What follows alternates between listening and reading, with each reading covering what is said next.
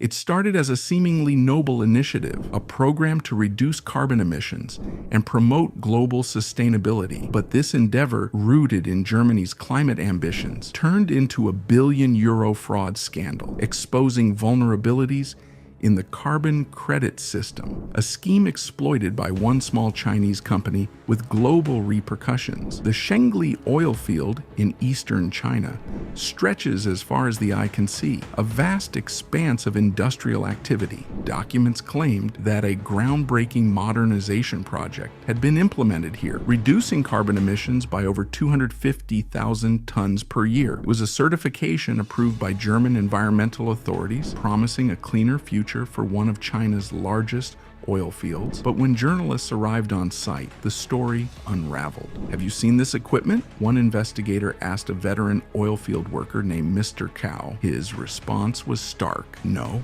If there was something like this around, I would have definitely noticed it. This man had spent years traversing the field. If something monumental had been installed, he would know. Instead of innovative equipment, the coordinates led to an abandoned chicken coop. What was presented as a revolutionary environmental project was nothing but a hollow facade, and this was only the beginning. In 2020, Germany launched an ambitious scheme allowing oil companies to invest in carbon reduction projects abroad. By funding these initiatives, companies could earn carbon credits to offset their emissions at home. The program was managed by the Federal Environment Agency with a clear condition: only new facilities qualified for approval. The idea was simple: to incentivize innovation, not to reward existing technology. But simplicity often breeds complacency. From the very start, there were glaring loopholes in the system. Insiders from the carbon trade industry described how easy it was to fabricate a project entirely on paper. A real project could cost tens of millions of euros to set up, but forging documents, that cost next to nothing, with the potential to reap hundreds of millions. This systemic vulnerability led to an influx of fraudulent projects from China. German authorities, overwhelmed and under-resourced,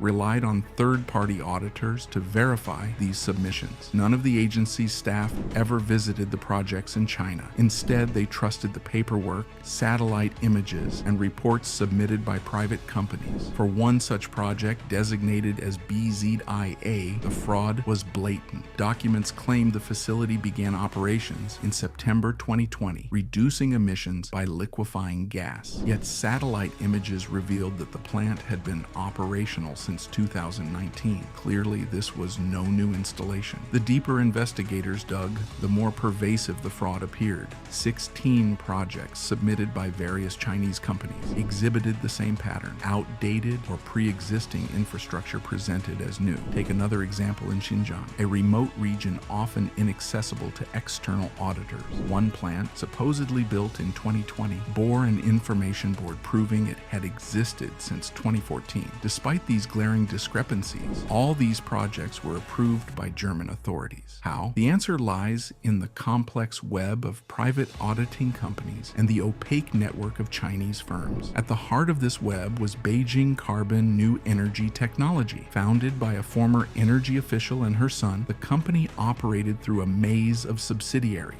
It had ties to at least 28 of the 66 approved projects in China. When journalists attempted to contact Beijing Carbon, their efforts were met with resistance. One employee refused to answer questions, while another abruptly hung up. Behind the scenes, the company allegedly warned its business partners not to cooperate with the media, branding them as anti-China propagandists. But Beijing Carbon's brazenness didn't stop there. In one case, it was accused of outright identity theft. Another Chinese company reported that Beijing Carbon had submitted 5 projects using its name without consent. It even altered critical data in the applications, forging documents to make existing facilities appear new. The German system, meanwhile, was ill-equipped to handle such deceit. With only 3 staff members overseeing the program, the Federal Environment Agency lacked the resources to scrutinize technical data or verify satellite images. This reliance on private auditors created fertile ground for exploitation. One insider described the situation bluntly: 70% of the Chinese projects come from one proponent. On the other side, only 2 auditing companies validate and verify these projects. projects. That's where the chemistry happens. Two companies dominated the auditing process: Mueller BBM Cert and Verico SCE. Both were highly respected in the industry, yet their reports were riddled with inconsistencies. For instance, one project's documentation claimed 6 storage tanks and 12 generators on site, but satellite images revealed only 4 tanks and 4 generators. How could such an oversight occur?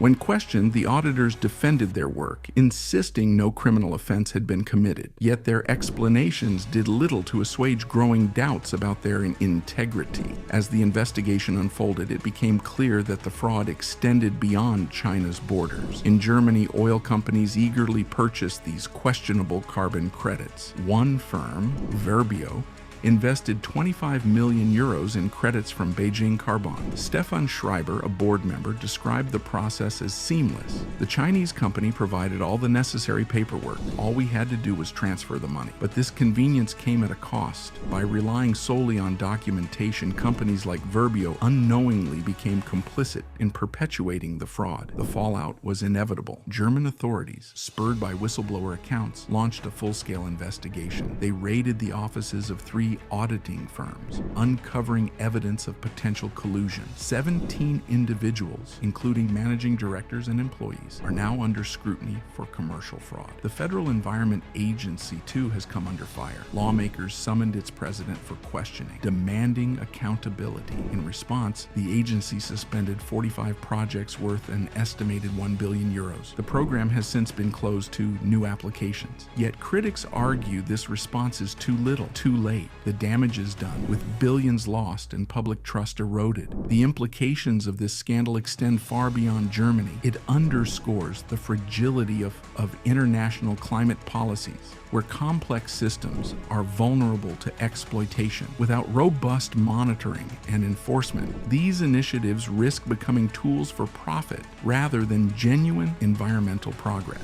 One Chinese company, armed with forged documents, the right connections, and a keen understanding of systemic weaknesses, was able to game the system, earning hundreds of millions of euros out of thin air. It's a sobering reminder that even the best intentions can be corrupted when oversight is neglected. As the investigation continues, one thing is clear. This is not just a story about fraud.